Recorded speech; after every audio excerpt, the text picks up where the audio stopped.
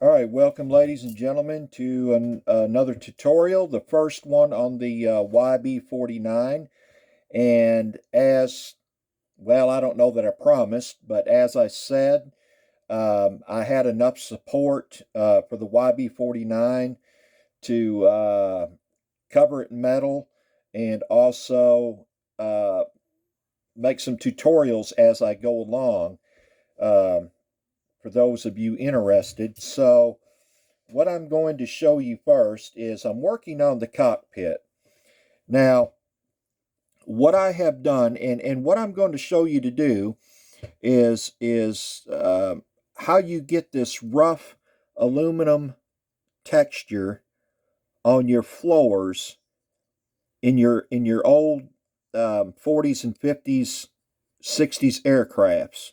Okay, and now I looked at several pictures of the cockpit on this one, and it definitely has that rough texture aluminum floor. Now, as you can see that, I have got that look. Now, what we're going to do is we're going to get that look up here on the upper level of the deck. Now, I'm going to show you how you do that. So the first thing you do is you take your floor and you spray it with aluminum paint. Typically enamel is what I use. No acrylic when you're doing this. All right. So make sure it's enamel. I found that enamel works best to do this with. All right. So basically I've got a little bottle of thinner here. It's mineral spirits, odorless mineral spirits.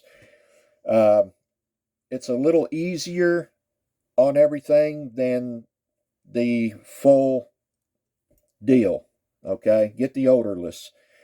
All right. What I have done is I've also got that texture on my cockpit walls also. Okay, and I have done some painting on there. And if you'll notice on the painting on some of this, well, where the black is, I went ahead and I chipped that to a point where it looks like it's heavily used and da da da da. Okay. Now, how did I do that? I painted the aluminum first, enamel. Okay. Then I went back with some satin black and painted what I needed painted black. Now, when it almost dried, don't let it dry, but when it almost dries, you take some masking tape and you just go over, stick it down to the black areas and pull it back off. And that leaves a chipping effect or a rubbed used look, you know, and it works real well. All right, back to the cockpit floor. So what I've got here is a small brush and I'm going to dip it in my thinner. All right, and I'm going to liberally apply it and rub the floor a little bit so that the whole floor is wet. Now you're going to say, well, it's going to take my paint off. No, it's not taking it off. It is loosening it up. Okay, you don't want to rub it to the point where you took the paint off. Then you get a Q-tip and you just dab. And you dab with the Q-tip all around that floor. And voila, you've got that rough textured look, as you can see right here. Okay?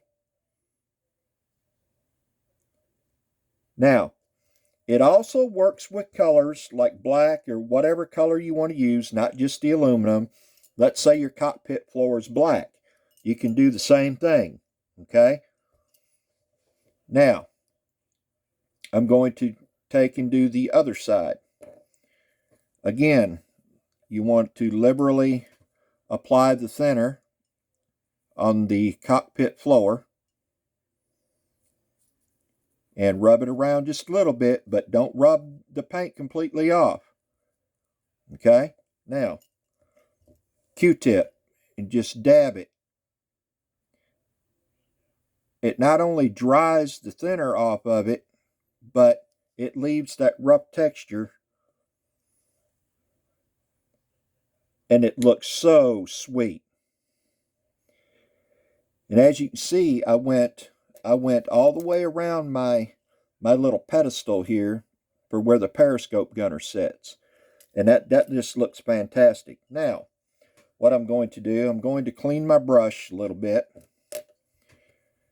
get all that aluminum out of it, and I'm going to go to my dark wash. Okay, I've got my dark wash right here. Okay, I've already done that treatment to the rear gunner's area. Now, what I'm going to do is around that around the rotating seat here, around your rotating seat, there would be a lot of dirt, grime, grease looking around where this thing swivels around. Okay, so I'm going to take my dark wash and I'm going to apply it around that circle where the rivets are and darken that area up.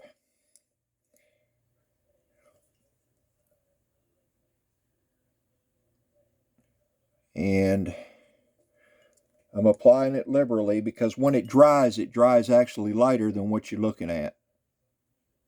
And this is my homemade wash. This isn't nothing fancy, expensive, or blah, blah, blah.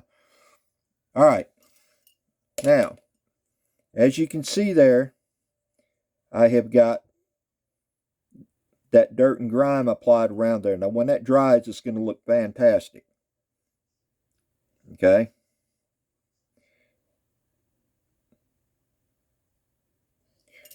All right. Now, what else can I show you? I've also took the periscope sticks and I have gave them a dark wash. Okay, these are all painted in aluminum, and I have gave them a dark wash. And let me see if I can get you a better look at that cockpit floor if I hold it like this. You see the rough texture to it now. And by the way, I've got that center console masked off on the sides, and I painted that because that's supposed to be black on the top. And I'll put a little wear to it also when I pull my tape off.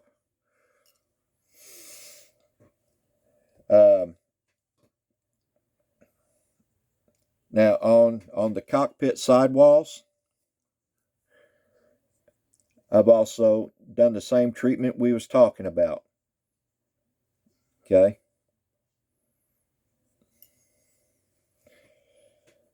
So the cockpit area is about ready to go together.